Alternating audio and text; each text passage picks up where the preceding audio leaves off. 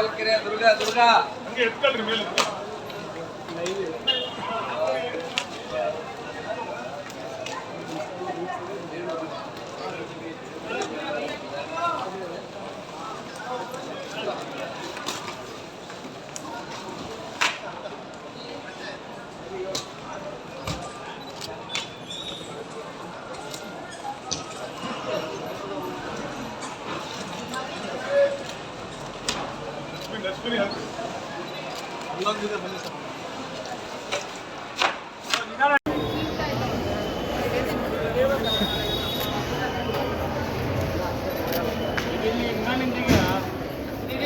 December 16ನೇ ತಾರೀಕು 2025ರಂದು ರಾಜ್ಯಾದ್ಯಂತ ಒಂದು ಹೋರಾಟವನ್ನು ಮಾಡಬೇಕು ಅಂತ ಹೇಳಿ ಸಾರ್ವಜನಿಕರಲ್ಲೂ ಕೂಡ ನಾವು ಬೇಡಿಕೆಯನ್ನು ಇಡ್ತಾ KSRTC ಬಸ್ಗಳ ಮೇಲೆ ಹಾಕಿರುವಂತಹ ವಿಮಲ್ ಗುಟ್ಕಾ ಮಾದಕ ವಸ್ತುಗಳನ್ನು ಮತ್ತು ಚಡ್ಡಿ ಬನಿಯನ್ ಇಂತಹ ಚೈನಿ ಕೈನಿ ಇಂತಹ ಪದಾರ್ಥಗಳ ಒಂದು ಅಡ್ವರ್ಟೈಸ್ಮೆಂಟ್ ಏನು ಮಾಡ್ತಾ ಇದ್ದೀರೋ ಆ ದರಿದ್ರ ಅಡ್ವರ್ಟೈಸ್ಮೆಂಟ್ಗಳನ್ನು ತೆಗಿಬೇಕು ಅಂತೇಳಿ ರಾಜ್ಯ ಸರ್ಕಾರಕ್ಕೆ ಆಗ್ರಹಿಸಿ ಒಂದು ಹೋರಾಟವನ್ನು ಹಮ್ಮಿಕೊಂಡಿದ್ವಿ.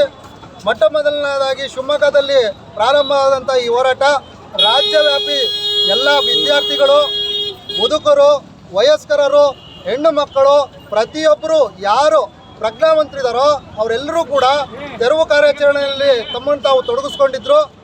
ಅದರ ಅನ್ವಯ ರಾಮಲಿಂಗಾರೆಡ್ಡಿ ಅವ್ರಿಗೂ ಕೂಡ ನಾವು ಮನವಿಯನ್ನು ಮಾಡಿದ್ವಿ. ಇದನ್ನು ದಯವಿಟ್ಟು ತೆರವುಗೊಳಿಸಬೇಕು, ಮಾದಕ ವಸ್ತುಗಳ ಒಂದು ಜಾಹೀರಾತುಗಳನ್ನು ತಾವು ಕೊಡಬಾರ್ದು ಅಂತೇಳಿ. ಅದೇ ರೀತಿಯಲ್ಲಿ ದಿನಾಂಕ 30ನೇ ತಾರೀಕಿನಂದು ಸಚಿವಾಲಯದ ಸಚಿವರಿಂದ ಒಂದು ಪತ್ರ ರವಾನೆ ಆಗುತ್ತೆ.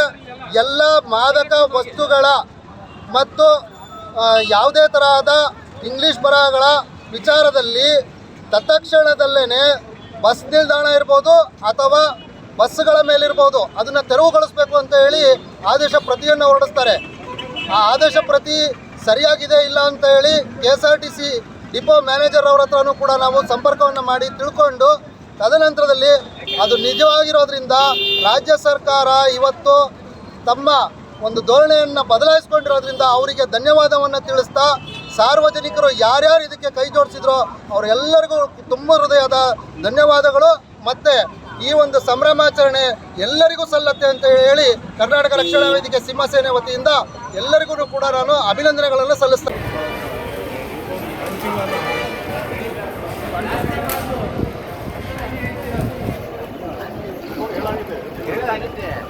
ತೆಗಿಯೋರು ಬರ್ತಾರಲ್ಲ ಅವ್ರ ಕೈಲಿ ತೆಗಿಸ್ರಿ.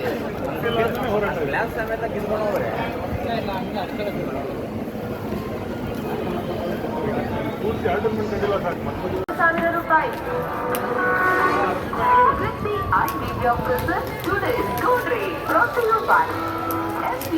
ಪ್ರತಿಯೊಬ್ಬ ಭಾರತೀಯನ ನಂಬಿಕೆಯ ಬ್ಯಾಂಕ್.